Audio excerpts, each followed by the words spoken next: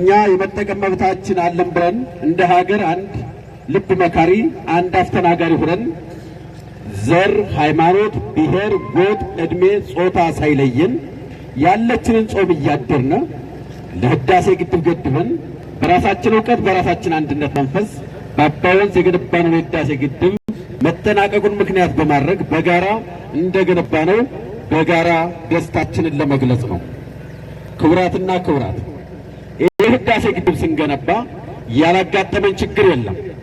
የውስጥ ባንዳዎችና የውጭ ባዳዎች ህዳሴ ግድብ 85% ውሃው ከኢትዮጵያ እየተነሳ ለባዳን ሀገር አገልግሎት ሲሰጥ፣ ኢትዮጵያውያን ግን በሴራ እንዳንጠቀም ሆነን ቆይተናል። በመሆኑም ኢትዮጵያ ሀገራችን የተረጋጋ ሀገር ከሆነች ሁሌም ታታሪ ህዝብ እንደምትሆን የሚያሳስባቸውና ከውስጥም ከውጭም የተላለፉ ከልቤው ትልቅ በጀት በመመደብ የውስጥ ባንዳና የውጭ ባንዳ ሳንኪያ አጀንዳዎችን በሰላማችን እየበጠበጡ ይገኛሉ።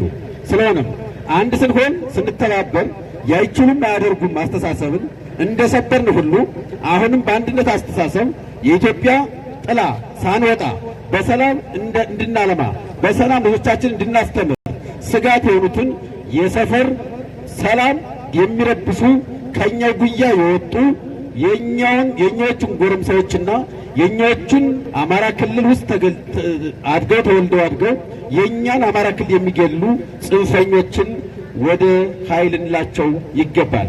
በመጨረሻም በዚህ ሰልፍ መሳካት አስተዋጽኦ ያደረጋችሁ የገረገራ አጠቃላይ ዙሪያው የጸጥታ መዋቅር የ59ኛ ክፍለ ጦር 3ኛ ሬጅመንትና የገረገራን ትልቅ ማህበረሰብ በዚህም ሰልፍ እንድትሳተፉ የደጋችሁ የባጃጅ የአሽከርካሪ የትልልቅ የሃይማኖት አባቶች ላደረጋችሁት አስተዋጽኦ ከልብ አመሰግናለሁ።